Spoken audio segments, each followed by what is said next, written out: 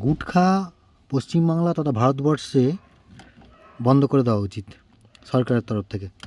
এই গুটখার জন্য সরকারি সম্পত্তি যেমন নষ্ট হয়, সেরকম ব্যক্তিগত জিনিসও নষ্ট হয়। আর অতি জঘন্য কালচার একটা এই গুটখা খাওয়ার লোকজনদের। এরা সভ্যতা ভদ্রতা কিছু জানেই না। এই দেখেন, ফেললো গাড়ির ওপরে, পুরো কাঁচ বনেট সব ভরে গেল। এই বাসের মধ্যে থেকেই পড়েছে। বাসের সব কটা কাঁচ বন্ধ, শুধু ড্রাইভারের কাঁচ খোলা। এই গুটখা ইমিডিয়েট বন্ধ করা উচিত, না হলে এই গুটখার জন্য সব জায়গা নোংরা হচ্ছে। স্টেশন, বাস স্ট্যান্ড, রাস্তাঘাট, অফিস, হাসপাতাল, কোনো জায়গাকে এরা ছাড়ে না। সারা দিন চিবোবে গরুর মতো, জাবর কাটবে, আর সুযোগ পেলেই পচ করে ফেলে দেবে। কোথায় পড়ছে না পড়ছে কিচ্ছু দেখার দরকার নেই।